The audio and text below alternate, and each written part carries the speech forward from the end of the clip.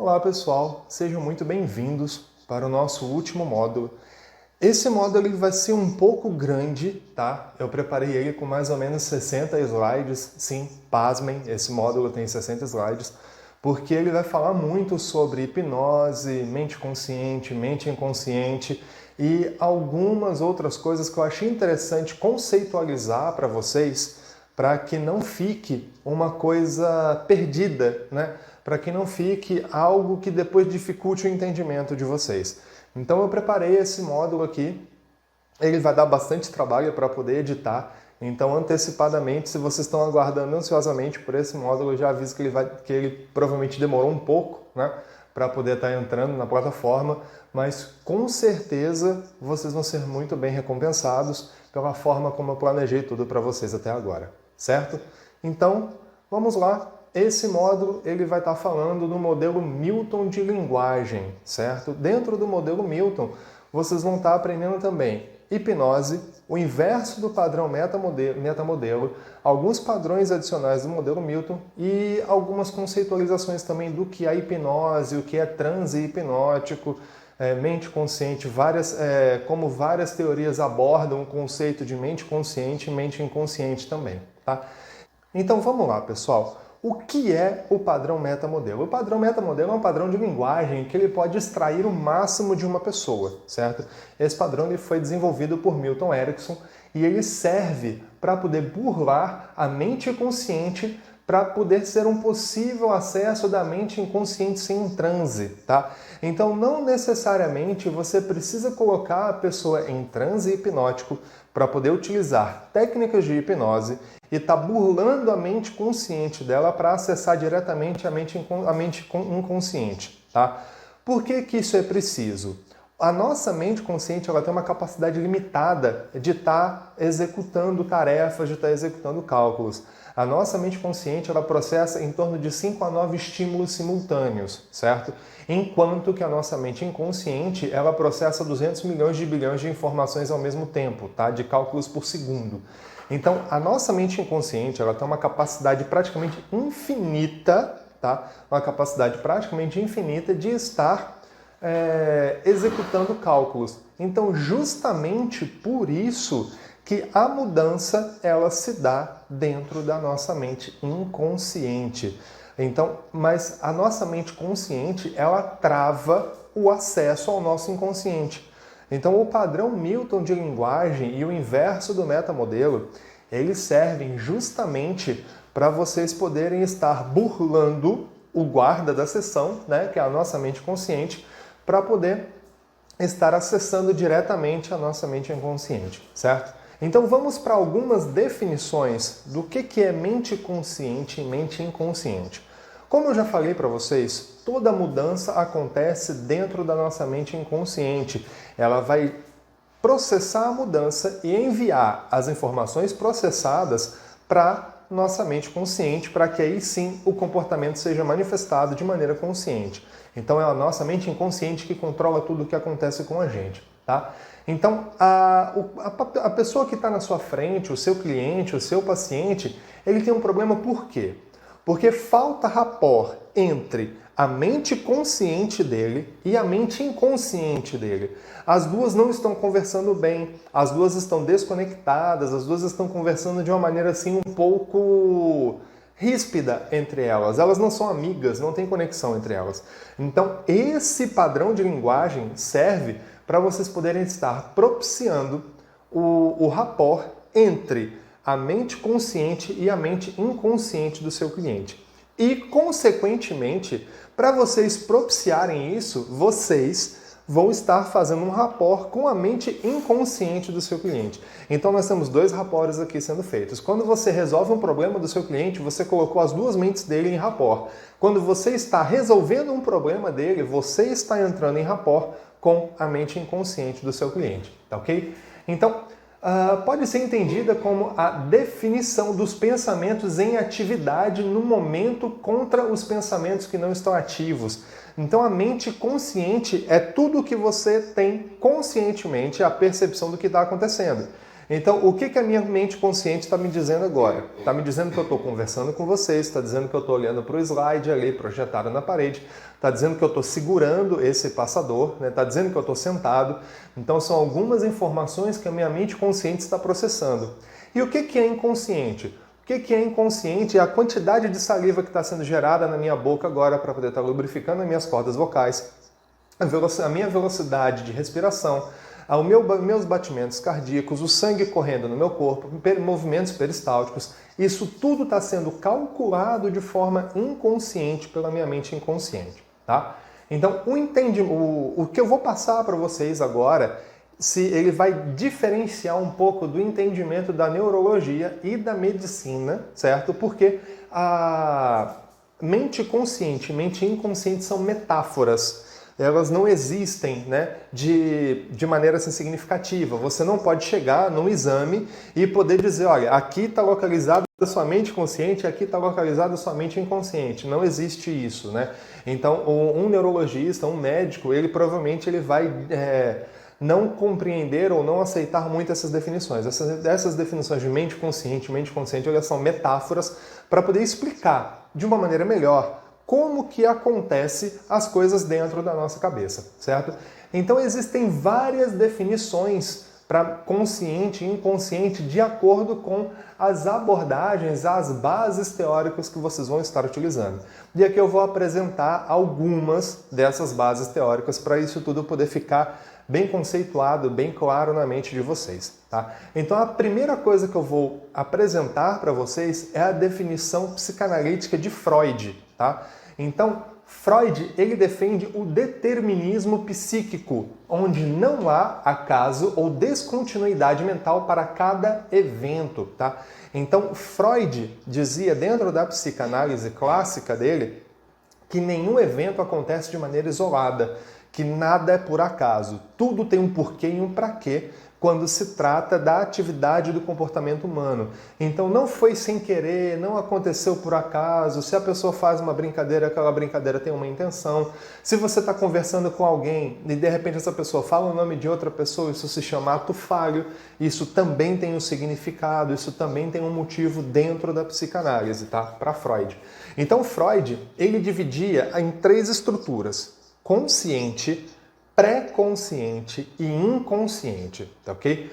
O consciente, para a psicanálise de Freud, é tudo aquilo que estamos conscientemente no agora.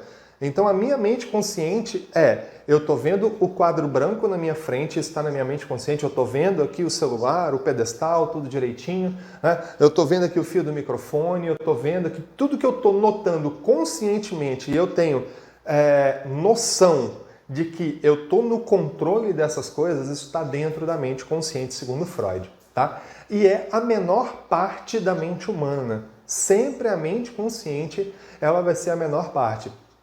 Existem várias teorias que dizem que é 5% mente inconsciente, 95% mente inconsciente. Dizem também que é 88% mente inconsciente e 12% mente consciente. Né?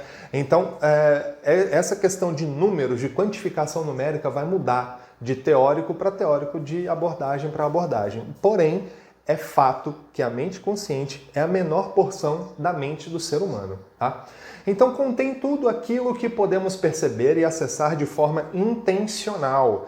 Então, por exemplo, quando eu estou pensando quanto é 2 mais 2 e tem a resposta que é 4, essas informações foram trazidas do inconsciente, né, do pré-consciente, segundo Freud, né, foi trazido do pré-consciente e jogado na mente consciente. Então, quando eu estou pensando sobre isso, essa informação se torna uma informação consciente. Tá? A mente consciente também ela funciona de acordo com as regras sociais e respeita tempo e espaço. Então a sua noção de tempo, de temporalidade, ela está na mente consciente. Você saber o que foi ontem, o que foi ano passado, o que é daqui a 5 minutos, o que vai ser ano que vem, isso está tudo armazenado dentro da sua mente consciente. Tá? E também é a nossa capacidade de perceber e controlar o conteúdo mental. Então todos esses fatores estão dentro da nossa mente consciente. Passando para a próxima fase, na mente pré-consciente, pré-consciente, né? Muitas vezes chamado de subconsciente, mas Freud ele não usava essa terminologia, ele não concordava muito com essa terminologia. A terminologia que ele utiliza é pré-consciente, ok? Então, dentro do pré-consciente, nós temos informações que não pensamos constantemente, mas que o nosso consciente precisa para realizar as suas funções. É mais ou menos como se fosse uma memória de acesso rápido. Então, no pré-consciente, o que está? Está o resultado de que 2 mais 2 é 4. Está o resultado de que se eu juntar 3 colheres de sopa de café com 1 litro de água e 2 colheres de sopa de açúcar na água, eu tenho o meu café para eu tomar. Então, todas essas informações que precisam ser acessadas para você poder desempenhar suas funções normais, elas estão dentro da sua mente pré-consciente, tá? Então, mas mesmo assim, o pré-consciente é uma estrutura que pertence ao inconsciente, ele não é uma estrutura da sua mente consciente, tá? Então, mente consciente já morreu, aqui já é mente inconsciente, tá ok? E é também uma peneira que filtra as mensagens que passam do consciente para o inconsciente. Então, traçando um paralelo com a PNL, os filtros, dos filtros mentais, os filtros conscientes, que são generalização, omissão e distorção, eles vão estar aqui dentro do pré-consciente, segundo Freud. Tá? E passando para a terceira estrutura, aqui nós temos o inconsciente, que é todo aquele conteúdo mental que não se encontra disponível no indivíduo naquele momento. Então, por exemplo, o que é esse conteúdo mental? Algo que aconteceu com você quando você tinha 5 anos de idade, o que você comeu na ceia de Natal do ano passado. Você vai ter uma grande dificuldade para poder trazer essa informação do seu inconsciente para o seu pré-consciente, para a sua mente consciente, porque isso vai ter que passar por várias etapas, então isso está tudo dentro do inconsciente.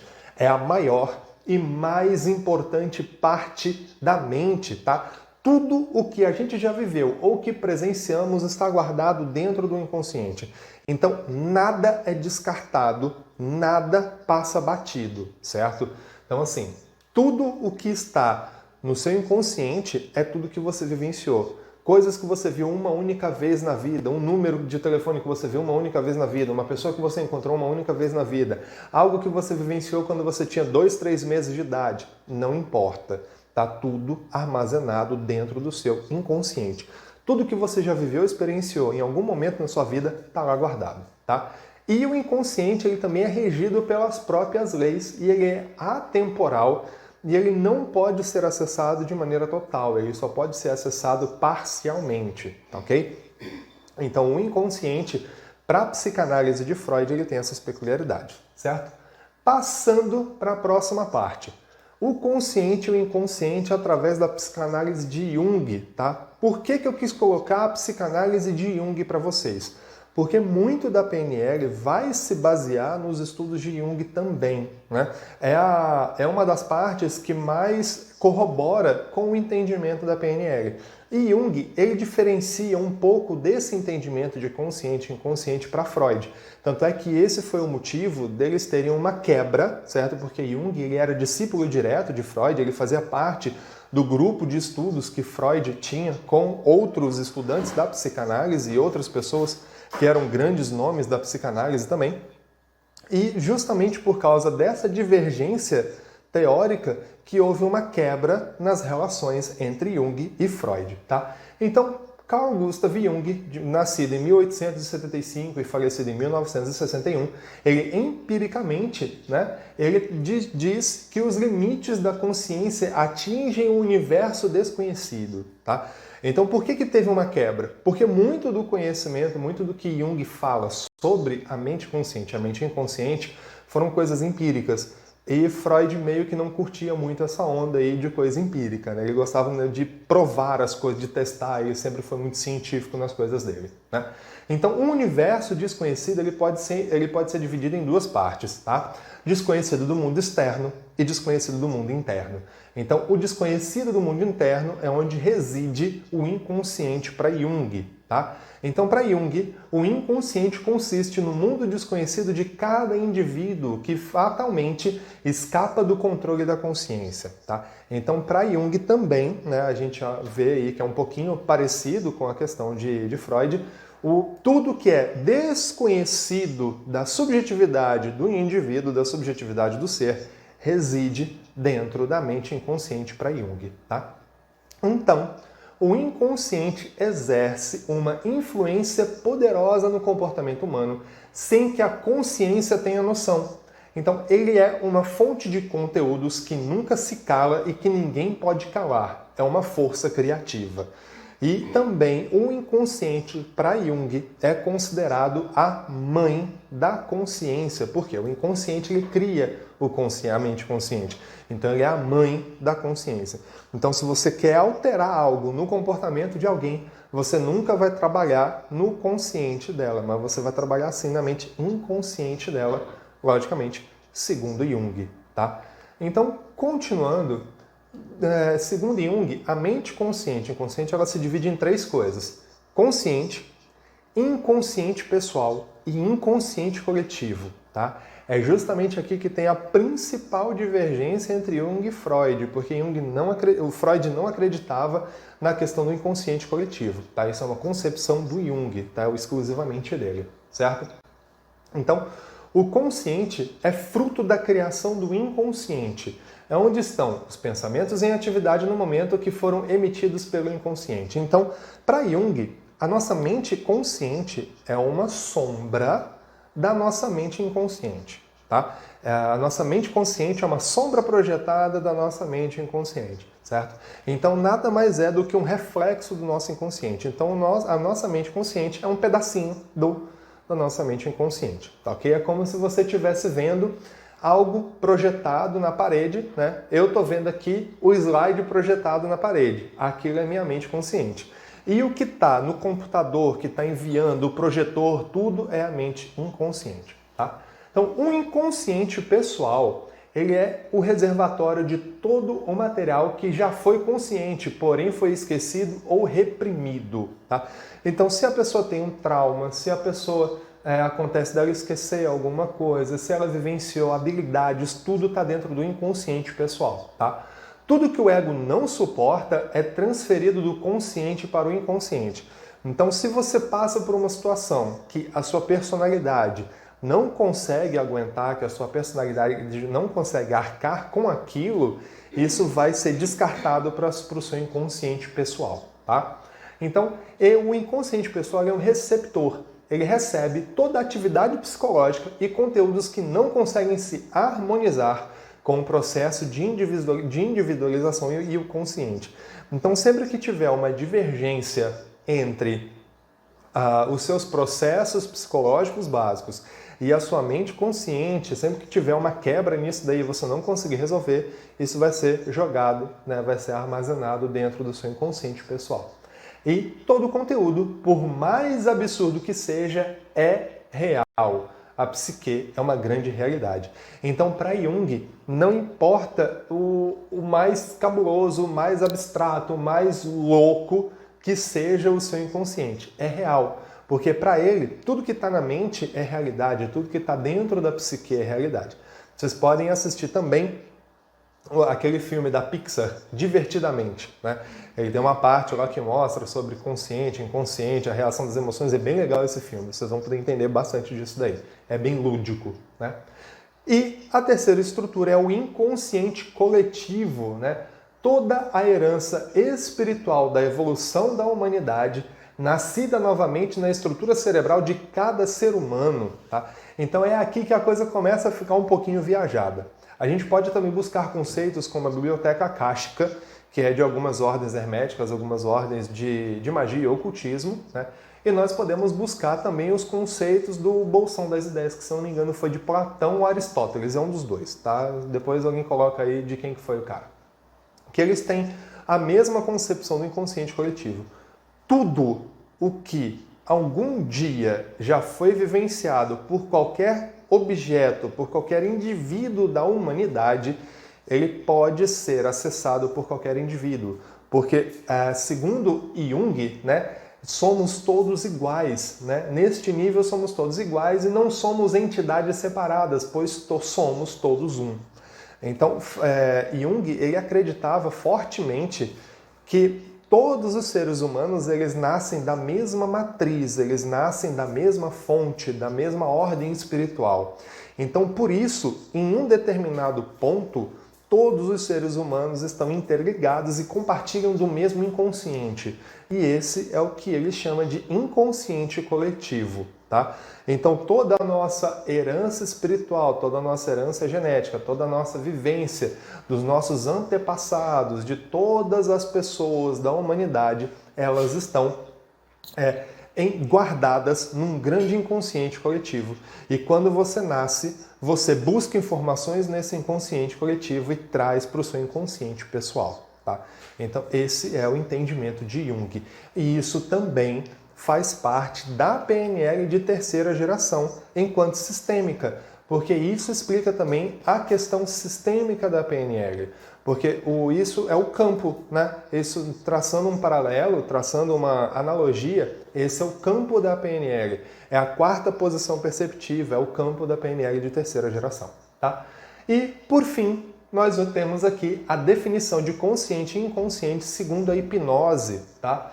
Segundo a hipnose, para a hipnose não existe o pré-consciente e você não acessa o inconsciente. Na hipnose você chega apenas até o subconsciente. Você é capaz de afetar o inconsciente indiretamente através de sugestões que são levadas pelo subconsciente. Então, dentro da hipnose nós temos 3 estruturas: consciente, subconsciente e inconsciente. O inconsciente você nunca acessa, tá? Isso para a hipnose. Então, eu apresentei para vocês aqui 3 conceitualizações que também fazem lógica para o nosso estudo atual, ok? Então, para a hipnose, nós temos o consciente, o subconsciente e o inconsciente. O inconsciente você nunca acessa.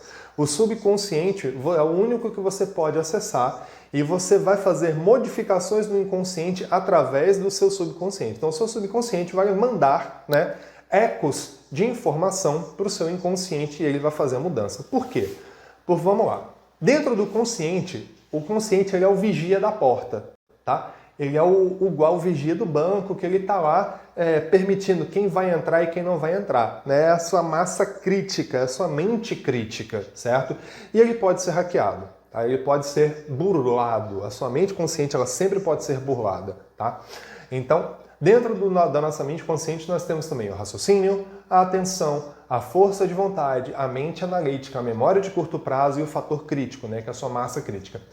Passando para o subconsciente, nós temos as vozes do diálogo interno. Para hipnose, né, as vozes do diálogo interno, elas residem na nossa mente subconsciente, no nosso subconsciente, tá?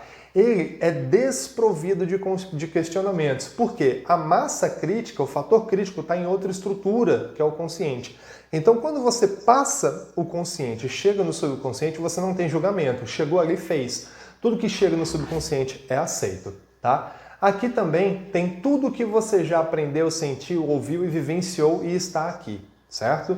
E tem a nossa memória permanente, hábitos e comportamentos automatizados, a preguiça, fatores de autopreservações, fobias, emoções, tudo está na nossa mente subconsciente, tá?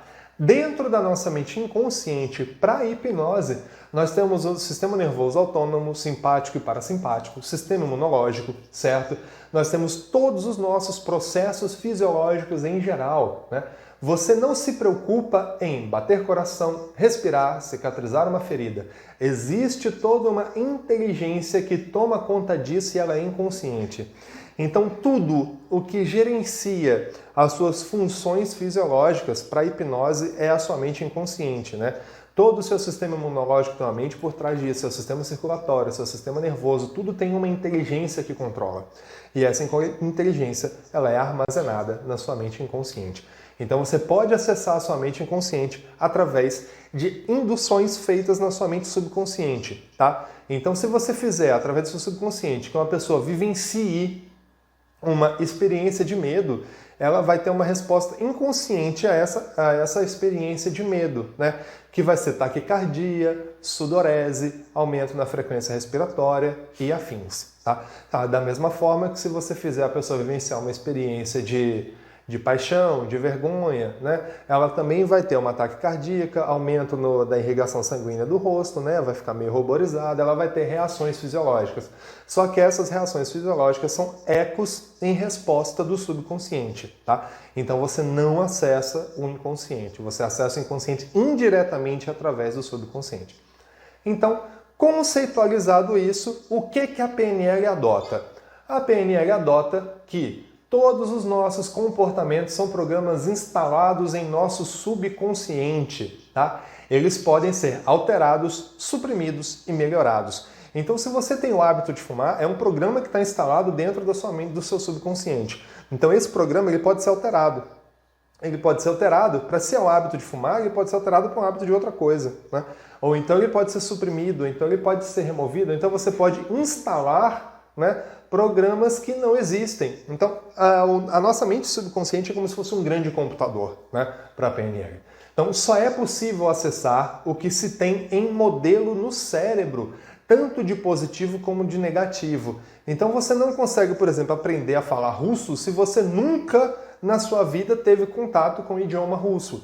Você é impossível, tanto dentro da hipnose como qualquer outra coisa, você não consegue. Já para Jung, por causa do inconsciente coletivo, você conseguiria, tá? Então aqui eu estou passando para vocês, vocês vão estar vendo aqui o slide, né? Então aqui eu estou passando para vocês a visão da PNL, ok? Então se atenham a isso, porque isso é um curso de PNL. Então, sendo um modelo negativo ou positivo, ele fica armazenado no seu subconsciente e pode ser acessado quando quiser. Você já aprendeu, por exemplo, a gagueira, né? Você já aprendeu a fumar, você já aprendeu a procrastinação, você já aprendeu a fumar. Então tudo isso está guardado, esses programinhas eles estão guardados dentro do seu subconsciente. E você pode acessar isso quando você quiser. Ele pode ser suprimido e você pode colocar um programa por cima, uma atualização 2.0 do programa de gagueira, onde você não precisa gaguejar. Você pode colocar uma atualização 2.0 do hábito de fumar, onde você não precisa fumar. Porém, a sua mente já aprendeu isso alguma vez. E o dia que você quiser ter crise de ansiedade, ter uma depressão, voltar a fumar, voltar a gaguejar, a sua mente já sabe. Então ela tem a referência para onde acessar e ela pode replicar esse programa, tá? Então por isso que as recaídas podem ocorrer. E aqui está a importância de se aplicar as técnicas o mais próximo possível do que foi explicado para vocês. Então, por isso que a PNL precisa de muita prática e por isso que vocês vão ter que praticar imensamente para vocês poderem sair como practitioners, né? Porque practitioner é praticante, né? Por isso que o nome do curso é Practitioner PNL, praticante em PNL, tá? Então você tem que ter muita prática, porque a pessoa pode ter uma recaída.